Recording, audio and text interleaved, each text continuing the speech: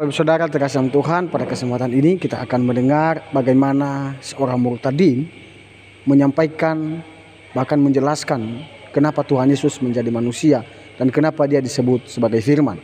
Ya, dan ini akan dibantah oleh murtadin ini karena banyak orang saudara kita muslim yang mengatakan bahwa Yesus itu bukan Tuhan.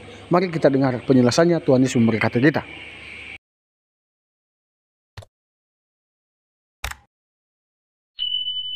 Islam in 5 minutes, answering Muslims' objection to Christianity and the Bible in just 5 minutes. Pada video menjawab Islam dalam 5 menit kali ini, kita akan menjawab pertanyaan RT6 mengenai Yohanes 17 ayat 8. Kalau Yesus sang firman, kok dia menyampaikan firman? Kata yang dipakai di dalam Yohanes 17 ayat 8 adalah kata rema. Sebab segala rema yang engkau sampaikan kepadaku, telah kusampaikan kepada mereka dan mereka telah menerimanya. Yesus itu adalah hologos atau logosnya Allah yang satu itu.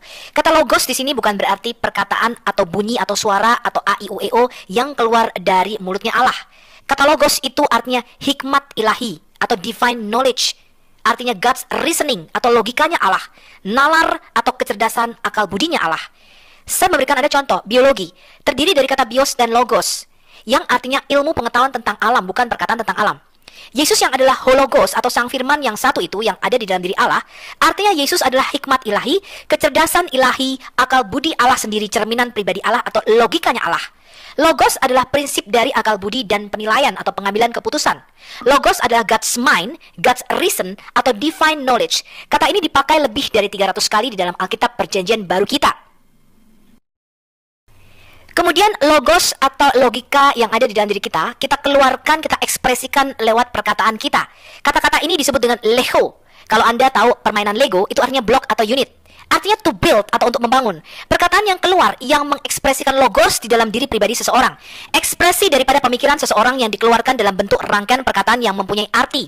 Kata Lego ini dipakai 1434 kali di dalam Alkitab Perjanjian Baru kita. Artinya to speak, to call, to say, to tell.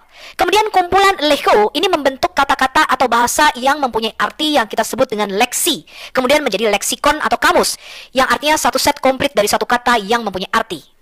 Kata lainnya yang sering diterjemahkan sebagai firman adalah kata graphe. Dari kata Yunani graph, artinya tulisan atau menulis. Kata ini ditemukan 50 kali di dalam Perjanjian Baru kita, artinya kitab atau tulisan.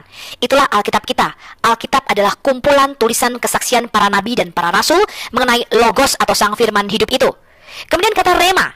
Inilah yang disampaikan oleh Yesus, yaitu perkataan yang diwahyukan pada saat tertentu dan khusus untuk orang tertentu. Instant and present spoken word. Kata ini dipakai sekitar 73 kali di dalam Alkitab Perjanjian Baru kita. Kemudian ada satu istilah lagi dalam kita mempelajari Alkitab, yaitu hapax legomena. Artinya kata yang hanya sekali muncul dalam seluruh Alkitab kita. Contohnya kata sulam atau tangga Yakub di dalam Kejadian 28. Di dalam Perjanjian Lama ada sekitar 1.500 kata hapax legomena, dan di dalam Perjanjian Baru ada sekitar 686 kata hapax legomena. Jadi karena keterbatasan transliterasi bahasa, ketika 5 kata tersebut diterjemahkan di dalam bahasa Indonesia, kita tidak mempunyai padanan katanya, sehingga semuanya diterjemahkan sebagai firman. Tetapi jelas bahwa Yesus sebagai logos atau sang firman Allah yang hidup, dia menyampaikan rema atau firman dari otoritasnya sendiri. Oleh sebab itu, Yesus sebagai sang firman Allah, dia tidak pernah berkata demikian. Maka datanglah firman Tuhan kepadaku, seperti para nabi lainnya. Yesus selalu berkata dari otoritasnya sendiri. Kamu telah mendengar firman, tetapi aku berkata kepadamu. Dan Yesus selalu berbicara dengan kata aminnya di depan. Ini berbeda dengan para nabi lainnya. Demikianlah kita sampaikan jawaban kepada RT6 mengenai mengapa Yesus sebagai logos atau sang firman menyampaikan firman.